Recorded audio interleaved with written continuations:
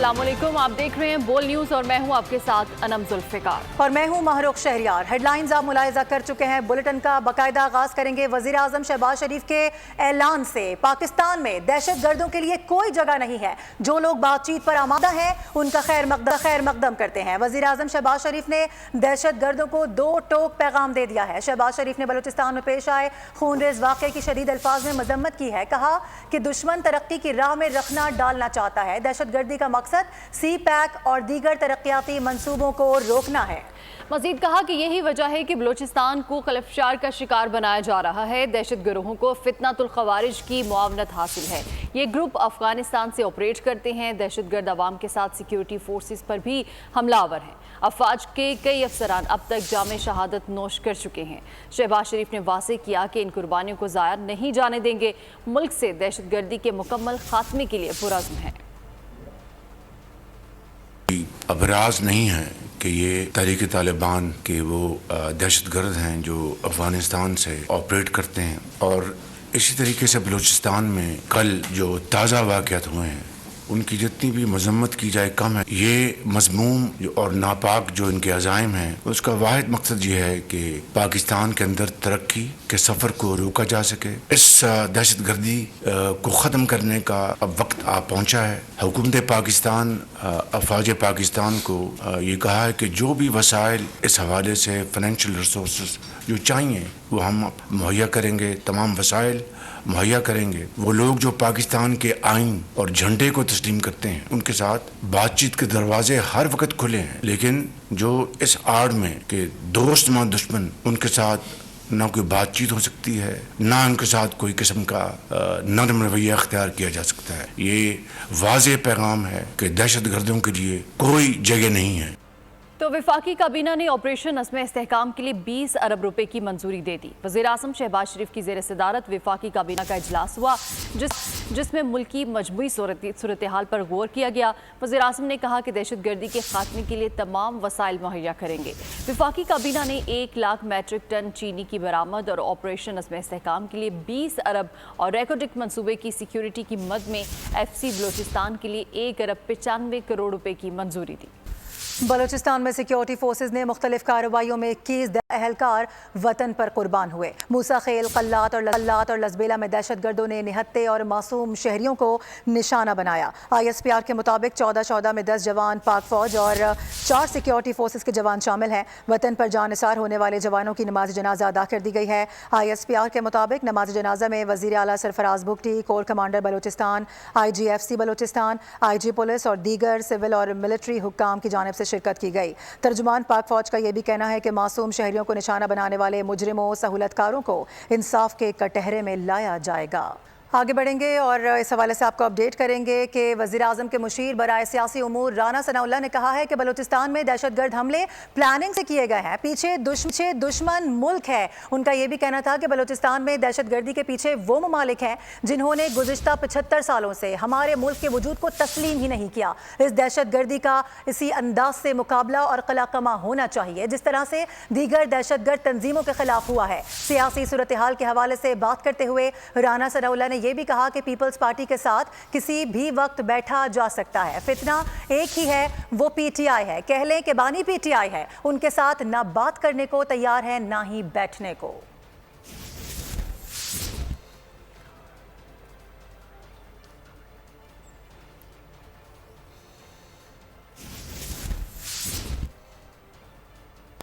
और अब आपको बताएं कि ईरान में पाकिस्तानी ज़ायरीन की एक और बस हादसे का शिकार हो गई है जिसके नतीजे में 3 ज़ायरीन शहीद और 48 जख्मी हो गए हैं। पाकिस्तानी ज़ायरीन अरबईन में शिरकत के लिए ईरान के रास्ते इराक जा रहे थे। हादसा जनूबी ईरान में उस वक्त पेश आया कि जब बस एक ट्रक से टकरा गई। ईरानी पुलिस एहलकार ब्रेक में खराबी को हादसे की वजह करार दे रहे हैं जिसकी वजह से बस ड्राइवर के काबू से बाहर हो गई।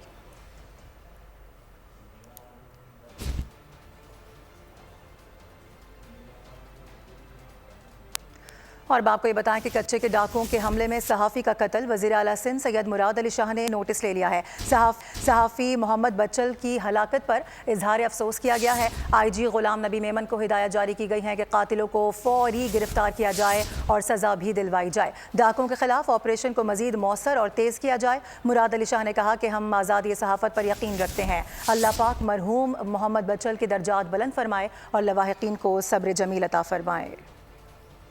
तो आपको बताएं कि बलूचिस्तान में दहशतगर्दाना हमलों में भारतीय मीडिया का शर्मनाक किरदार। भारत पाकिस्तान की तरक्की की राह में रुकावट डालने के लिए पेश रहा।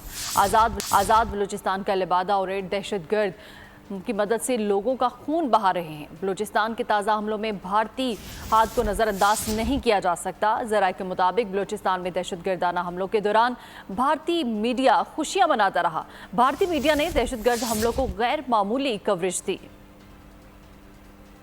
आपको बता रहे हैं कि बलूचिस्तान में दहशतगर्दाना हमलों में भारतीय मीडिया का शर्मनाक किरदार सामने आया है। भारत पाकिस्तान की तरक्की की राह में रुकावट डालने के लिए पेश है, जबकि आज़ाद बलूचिस्तान के लिबादा और दहशतगर्दी की मदद से लोगों का खून बहाया जा रहा है। बलूचिस्तान के ताज़ा हमलों में भारतीय हाथ को नज़रअंदाज नहीं किया जा सकता। आपको बताएं कि बलूचिस्तान में दहशतगर्दाना हमलों के दौरान भारतीय मीडिया खुशियां मनाता रहा। भारतीय मीडिया ने दहशतगर्द हमलों को गैर मामूली कवरेज दी है। इसी बारे में मज़ीद तफसीलात जान लेते हैं। नुमाइंदा खुसूसी सलमान अवान इस वक्त हमारे साथ मौजूद हैं। जी सलमान, इस हवाले से मज़ीद क्या अपडेट्स हैं?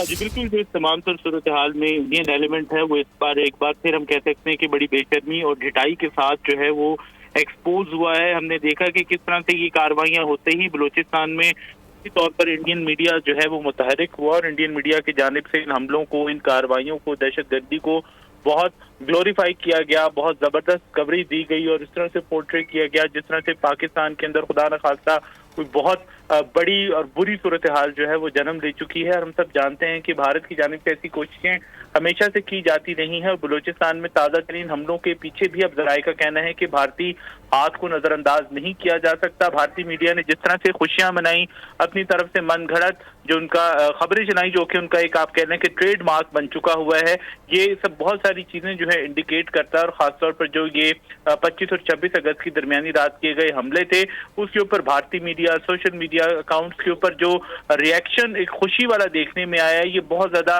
गैर मामूली है। कवरेज भी गैर मामूली दी गई, इंडियन मीडिया की जानिब से तफसीली कवरेज दी गई, प्रोपेगेंडा किया गया। और अब हम कह सकते हैं ज़राए का और दिफाई माहिरीन का कहना है कि इसमें हो ना हो रॉ जो है भारत की खुफिया एजेंसी, उसकी मदद भी हासिल है, हिमायत भी हासिल है।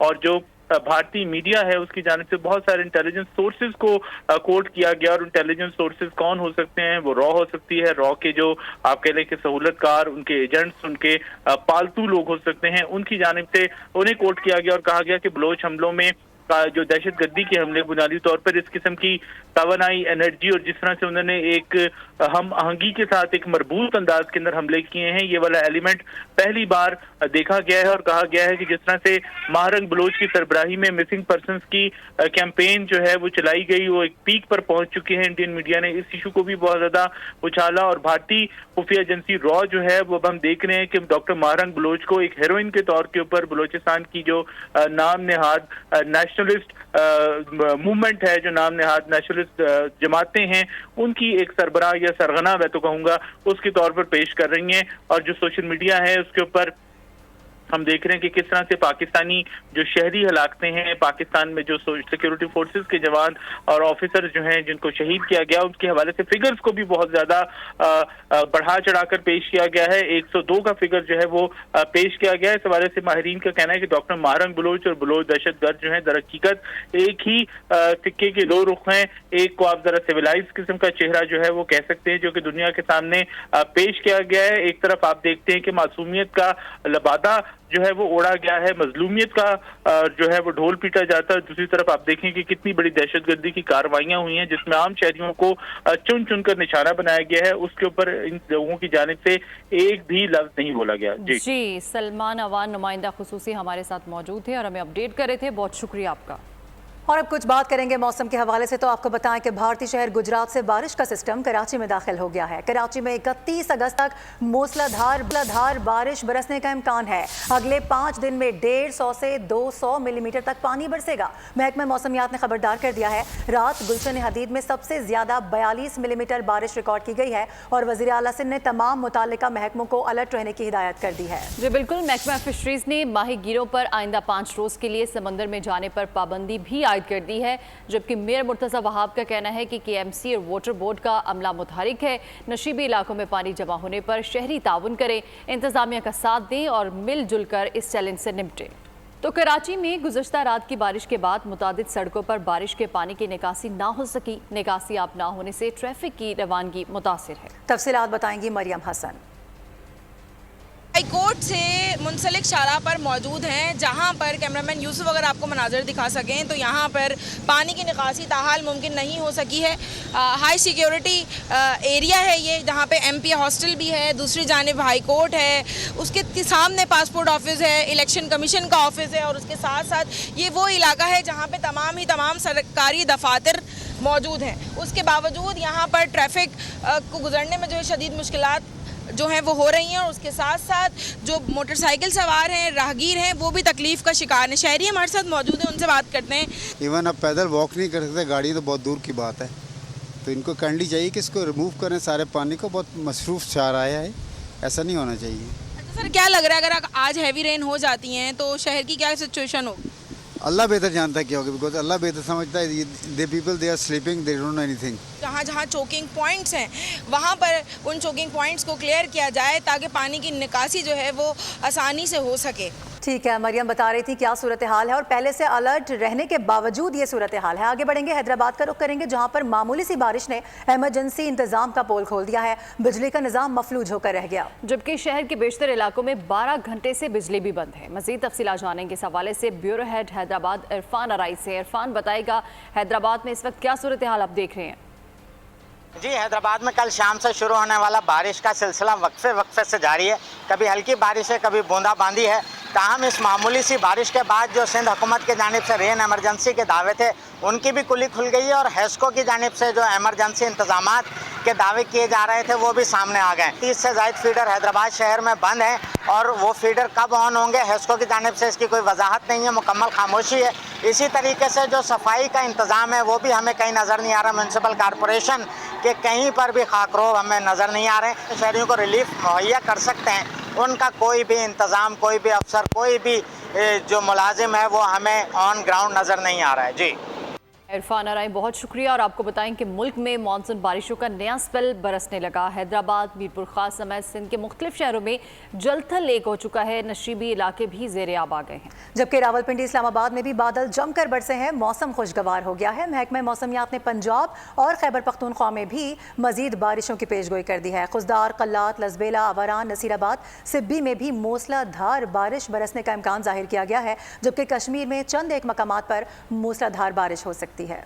और सिर्फ यही नहीं, मॉनसून की तेज बारिशों का सिलसिला खित्ता पोटोहार में भी शुरू हो गया है। मागला हिल्स खूबसूरत मनाजिर पेश करने लगी, जबकि रावल डैम में पानी की सतह बुलंद हो रही है। मज़ीद तफसीलात जानेंगे डेप्टी ब्यूरो चीफ बोल न्यूज़ इस्लामाबाद अली शेर से, जो इस वक्त हमारे साथ मौजूद हैं। जी अली शेर, बताइएगा क्या सिचुएशन है वहाँ की?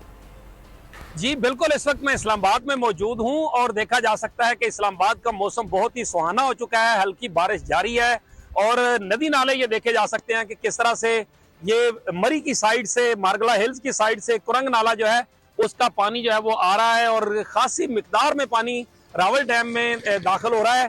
रावल डैम के स्पिलवेज जो है वो परसों के रोज खोले गए थे, काफी पानी आ चुका था। ये पानी का शोर जो है वो भी देखा जा सकता है, कितनी बड़ी मिकदार में पानी रावल डैम की तरफ जा रहा है। और फिर ये मारगला हिल्स के ऊपर खूबसूरत नज़ारे, बादलों के खूबसूरत नज़ारे मारगला हिल्स के ऊपर देखे जा सकते हैं। इस तरह मॉनसून का जो स्पेल है, जो ज्यादा तेज स्पेल महकमा मौसमियात ने कहा था, वो शुरू हो चुका है इस जोन में भी और बारिशों का सिलसिला तेज होने जा रहा है, जिसके बारे में बताया जा रहा है कि इस मंथ के एंड तक ये सिलसिला जारी रहेगा। जी ठीक है अली शेर, बहुत शुक्रिया। बराह रास्त आपको लिए चलेंगे इस्लामाबाद। इस वक्त पार्लियामेंट हाउस के बाहर बैरिस्टर अकील मीडिया से गुफ्तगू कर रहे हैं। लोगों के हाथ पिट रहे हैं, अपनी पार्टी के अरकान के हाथ पिट रहे हैं और इस पार्टी का कोई हाल नहीं है। इस पार्टी के आपस में अंदरूनी तौर पे अपने जो इख्तलाफात हैं और जिस खलफशारी का ये शिकार है वो अब कौम के और आवाम के सामने है। ये इंतशारी टोला अब इख्तलाफी टोले में बदलता चला जा रहा है और इस टोले का सिर्फ वाहिद हल यही है कि ये टोला खुद ही आपस में लड़ के मर के ख़त्म शुद्ध हो जाएगा। इसकी जो वाज़े मिसाल है वो हाल ही में आपने देखा कि इनके एक केपी के मिनिस्टर थे और वो केपी के मिनिस्टर को जब उसने तमाम तर राज अफशा करने की कोशिश की कि इनकी करप्शन के ऊपर से मैं पर्दे हटाऊं, जो केपी हुकूमत में जो चांद चढ़ाए जा रहे हैं उसके ऊपर उसने वाज़े मौक़िफ़ रखा और उसने कहा कि मैं ये तमाम तर चीज़ें सामने लेके आऊँगा कि जो पार्टी करप्शन फ्री पाकिस्तान का और एहतसाबी का और अकाउंटेबिलिटी का प्रचार करती थी, वो पार्टी असल में ख़ुद क्या कर रही है।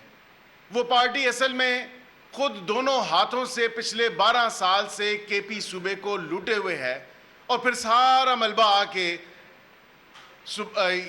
फेडरेशन के ऊपर डाल दिया जाता है, वफाकी हुकूमत के ऊपर डाल दिया जाता है और कहा जाता है कि हमें शायद पैसे नहीं मिल रहे। आप कोई एक प्रोजेक्ट मुझे गिनवा दें केपी सूबे का, मतलब वाक़तन अगर अली अमीन गंडापुर साहब को बुज़ार प्लस और बुज़ार 2 कहा जाए तो उसमें कोई कबाहत नहीं है, इसमें कोई शक नहीं है, क्योंकि अभी तक उनकी परफॉर्मेंस सिर्फ ज़ीरो है, निल है, सिफर है। परफॉर्मेंस के ऊपर बात नहीं करते, जितनी बढ़ के मनवानी है आप उनसे मरवा लें, जितनी आपने हुल्लड़बाजी करवानी है वो उनसे आप करवा लें। और अब आपके सामने आपने देखा कि आतिफ खान साहब को उनके ओहदे से हटाया गया, शेर अली अरबाब साहब को उनके ओहदे से हटाया गया। ये आपसी का जो खलफशार है ये मंजर आम पे आ चुका है। ये जो तू मैं आपस में इनकी लगी है, ये अंदरूनी तौर पे पार्टी टूट फूट का शिकार है। ये पार्टी अब कुछ ही दिन है और कुछ दिनों के मेहमान है कि ये कहते हैं कि फॉरवर्ड ब्लॉक नहीं, इसमें आप देखेंगे एक नहीं कई फॉरवर्ड ब्लॉक जन्म भी लेंगे और कई ग्रुप्स भी आप देखेंगे वो सामने आएंगे। आज इनके जो खुद साख्ता चेयरमैन हैं वो कहते हैं कि हमने 4 मुतफरक दरखास्तें जो हैं वो हमने सुप्रीम कोर्ट जमा कराई। इलेक्शन कमीशन ऑफ पाकिस्तान तो ऑलरेडी इस वजाहत के लिए सुप्रीम कोर्ट के पास गया हुआ है कि हमें बताया जाए कि ये जो 15 दिन का टाइम आपने बयान हल्फी जमा कराने का दिया है, इसमें वजाहत करें कि ये जो 40 या 41 आज़ाद उम्मीदवार हैं इसका क्या तरीक़ाकार होना चाहिए। और वो 15 दिन भी गुजर गए। मुशीर बराए कानून इंसाफ बैरिस्टर अकील मलिक इस वक्त मीडिया से गुफ्तगू कर रहे हैं।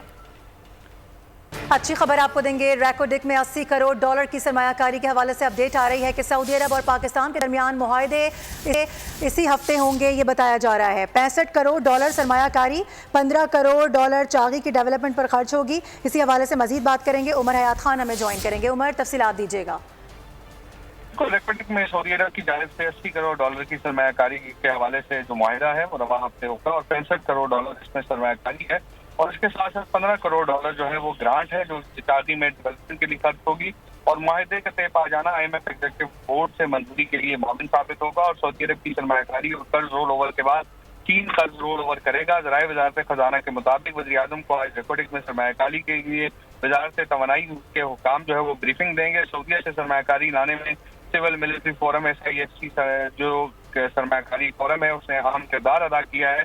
OGDCL, PL और PM के 15% शेयर जो है वो फरोख्त होंगे। SIFC ने सऊदी अरब से सरमायाकारी में हाल रुकावटों को दूर किया है और पाकिस्तान ने रैकोडिक में सऊदी अरब की सरमायाकारी के लिए $90 करोड़ का तखमीना लगाया था और सऊदी अरब से रैकोडिक में सरमायाकारी एक ही ट्रांच में मौसूल होगी। वज़ीर-ए-आज़म को ब्रीफिंग के बाद हतमी मंजूरी के लिए आइंदा वफाकी काबीना इजलास में पेश होगा। ठीक है, इस हवाले से आगाह कर रहे हैं उमर, बहुत शुक्रिया आपका। और आपको बताएं कि इस्लामाबाद के इलाके हमक में फैक्ट्री की छत गिर गई है। मलबे तले दलबे तले दबकर 5 मजदूर जाँ बहक हुए हैं। पुलिस ज़राए के मुताबिक मलबे से 2 मजदूरों को जिंदा निकाल लिया गया। इसी बारे में मज़ीद तफसीलात जान लेते हैं। आली जहाँ इस वक्त हमारे साथ मौजूद हैं।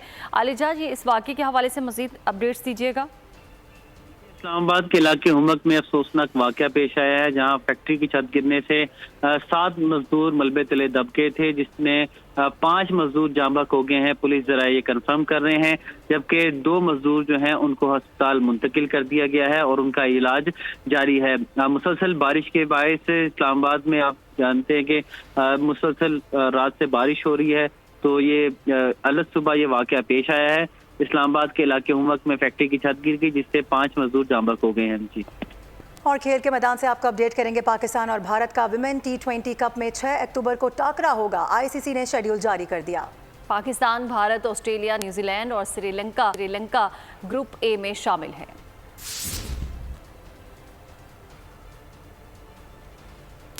और मिजान बैंक ने पाकिस्तान के Olympic javelin gold medalist Arshad Nadeem को 92,97,000 रुपए की इनामी रकम से नवाज दिया है। अरशद नदीम ने बैंक के chief executive officer Irfan Siddiqui से चेक वसूल किया। Deputy chief executive officer Syed Aamir Ali ने अरशद नदीम को यादगारी शील्ड और तमगा दिया, जो पाकिस्तानी खेलों की तारीख में उनके शानदार सफर और शराकत की अलामत है। बैंक का ये इकदाम मुल्क के लिए एजाज लाने वाले प्लेयर्स को सपोर्ट करने के अज़्म की अक्कासी करता है। और अब आपको बताएं कि ला लीगा में वियाल की शानदार जीत हरीफ क्लब को 4 के मुकाबले में 3 गोल से शिकस्त दे दी। और डेडपूल 3 ने दुनिया भर में कामयाबी के झंडे गाड़ दिए हैं। दुनिया भर में 3 खरब 40 अरब रुपए का बिजनेस कर लिया। इसी के साथ बुलेटिन से फिलहाल इतना ही। मजीद खबरों और अपडेट्स के लिए विजिट कीजिए हमारी वेबसाइट bolnews.com और देखते रहिए बोल न्यूज।